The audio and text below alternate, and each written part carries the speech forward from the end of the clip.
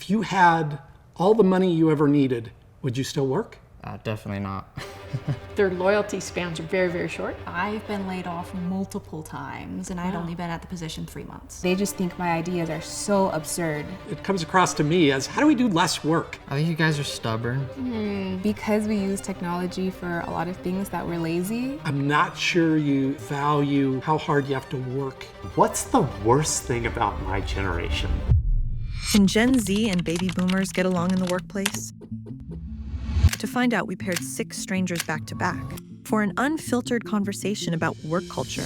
What misconceptions do you think people have about the way your generation works? Well, I think the easy one is Gen Zers can be seen as lazy or not willing to work as hard. And that technology is doing all the work for us, which I don't think is the case. Kind of like a get in, get out mentality of like, I'm just here to get money and I don't care about anything else. I think it's just a little bit of a pushback against like companies that ask for a lot more work for the same amount of pay. I don't feel like Gen Zers are lazy at all. I think they're full of ambition, but it's just in a different way. It's maybe more myopic. I don't know, like, not what's good for the company, but what works for me. The boomer generation and older people tended to place more emphasis on work and position and promotions and those kinds of things. I think the work-life balance is a little different now.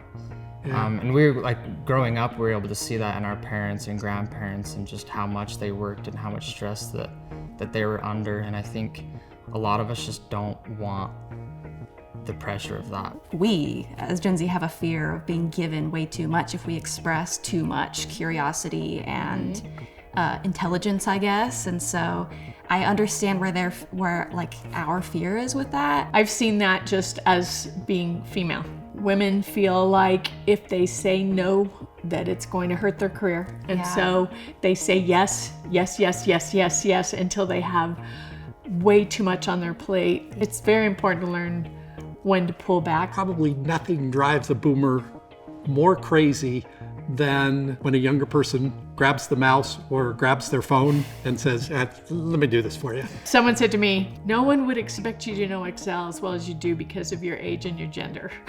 Really? They said that to your face? Yeah, but it was just in fun. Gen Zers might not see that baby boomers do want to move forward with technology. We should probably be a little more patient and understanding, like you said, like we grew up with this technology, and you guys like it came in the middle of your lives, and you've had to like adapt to it. Do you believe loyalty exists in the corporate world?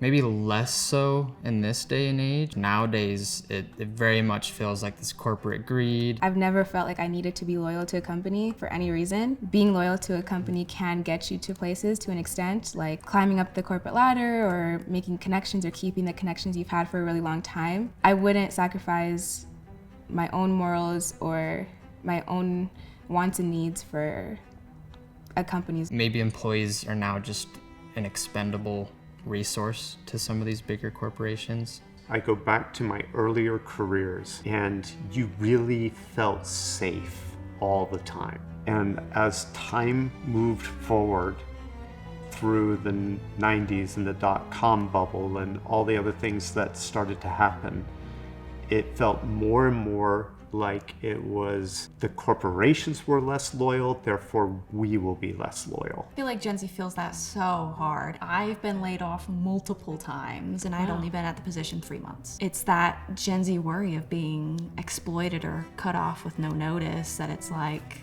I don't want to put my everything into it. I have felt in the past when I've had to give a name and have someone laid off that I've been disloyal to that person. It's painful. I think Gen Z looks at layoffs as a lot more of an evil. You know, why can't that company be loyal to these employees? And I think boomers look at layoffs as, we've got a business to run.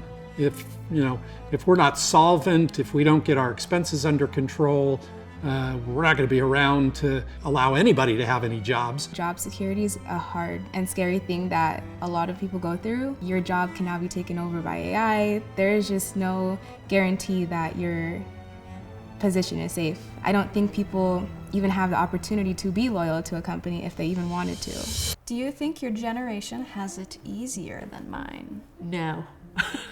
No, we're the ones that, walked uphill 10 miles in the snow to school. I think as far as a career goes, I think that boomers had it a bit harder than Gen Zs. I think there was more demand on them, on their time. It was so much less flexible. I would argue that the job market is a little bit harder now. Like going to college and getting a degree, it doesn't pay off as much as it used to. These entry-level jobs they can't get because they don't have the experience. We went through a recession in That's true.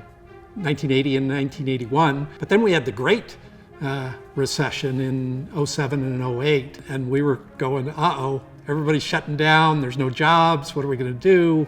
So I think every generation goes through these waves. Right now, I'd agree the job market's a bit rough. I do think people think that this generation has it easier because of all of the advancements, but I don't think it's easier. There's like this pressure to make 6 figures by 22 and graduate in 4 years, and you have to do all these things while you're young, and I think that we're just always worried about not being good enough or not being on the right track. Do you think companies owe their employees anything beyond a paycheck? Yeah, a paycheck is great, but you're telling me I can't take a day off because I'm tired or I'm sick. I think sometimes employers think that they own you and they forget that you're human. I just wish there was more of a work-life balance, and I think employers could aid to that by being a little bit more understanding and compassionate. I think companies should prioritize and invest in their employees' mental health. I mean, I've heard of studies they've done in Europe where they did like a 4-day work week, and even though they had a whole extra day that they weren't working, their productivity statistically increased. 4-day work week, terrible idea, terrible idea. Working is a good thing, to think that, well, how do we taper it down? How do we do, it comes across to me as, how do we do less work? I don't think it's that good for society. If I can work a 4-day work week and get just as much done as I would in a 5-day work week, I would think you're a magician. If you get that done in 4 days and you tell me that you normally would have been 5 days, I'd take that 5th day and I'd say, okay, so now what could you get done? Well, you'd get done more. I don't think it's realistic to think I could do as much in 4 days as I could do in 5 days. Future employers expect you to get a lot of experience from previous jobs, and if they aren't willing to give you those experiences and throw you in the deep end, or at least teach you, mentor you a little bit, then there's not a lot to gain from that experience or that position. Yeah, I would agree. A lot of the people I manage are entry level, and I feel like it's my job to launch them. Yeah. Whatever their career goals are, even if they're outside of what they're currently doing or outside the scope or whatever, I want to help them get there. And I feel like that's what employers really do owe their employees besides the paycheck. So I'm a hard yes that companies owe a lot more. If you look at what motivates employees, money and the paycheck are really far down on the list. So for somebody to feel valued at work, to feel that they get the recognition that they deserve, not only from their boss, but from their boss's boss and their peers, is huge. Just recognition or just making that known and nothing beyond that almost doesn't really mean much to me. If I'm looking at this company and let's say that project I did made all this money to them, I would almost want to see a little piece of that. One of the challenges with money is it is so short term. So if somebody comes and says, hey, here's $100 for that project that you completed, or $1,000, whatever it is, you're pretty happy, but you're happy for about a week, and then you spent the money and you've kind of forgotten about that. I think regular recognition, where inside my boss values what I do, he or she values the contribution that I make, I think that's something that creates a whole lot more loyalty between a company and an employee. Kind of going back to our original question, do we owe those employees something more than a paycheck?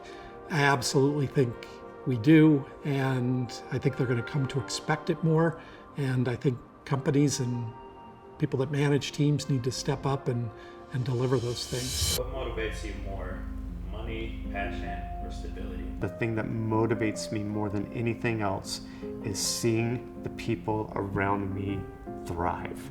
The passion of the people around me is what drives me. At least at this point in my life, super easy, I'd jump to passion. I think that's the thing that from day one can be motivating to, the day they put you in the ground. I agree to an extent. I think I want passion to be the driver, but the way that the cost of living is just so expensive, it's like I kind of have to put that aside and really just be money driven. If I had more money, I could have a house. I feel like I could provide more for a family. I guess this is getting into kind of another topic, but I just think like my value as a man is somewhat tied to the amount of money I have. It just opens a lot of doors that I may not have access to right now. Oh, I like this one.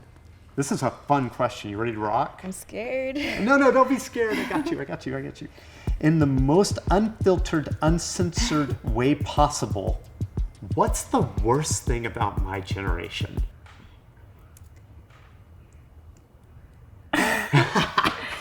Okay, this is no offense to anyone in specific. It's very hard to get through to some baby boomers. They can be very, very hard-headed, and they're not willing to acclimate to this new generation. The ones I've interacted with don't see that other people can work differently, live their life differently, and thrive. They just think my ideas are so absurd. If I had to answer with a criticism, It's just the amount of time in front of a screen, I would say is the worst thing. I'm not sure you value how hard you have to work to get to where you want to get to. My answer isn't to nitpick an element of something that is done differently than the way I do it. It is in the idea that I'm not convinced that the generation and the people that I'm speaking of, and again, same thing with you, I'm speaking in generality, right? Believes that they can do more, believes it's not about, that if they can find a way to take a bigger risk, that they could just fly and absolutely change everything because of the way they use technology and because of the things that they do. Just the beginning of that pursuit, even when it goes completely awry and completely wrong, is worth it so that you're never second guessing it and you don't leave this life with any regret. Hey! How's it going? Nice to meet you. Nice to meet you. Okay. Hello. You are not what I imagined at all.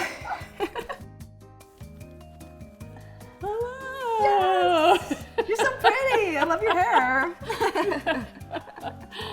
I assume that you're comfortable and you should focus on, these deep value things when at your age, this is kind of Maslow's hierarchy. You're looking at, but wait a second, am I going to make enough money to have a viable career? Am I going to be able to buy a house? Can I buy a engagement ring for my girlfriend? Yeah. And I think that, for people that are older, we need to pay attention to that. All right, guys. Good job. That's it. Cool. Great to meet you. Yeah, you too. That was fun.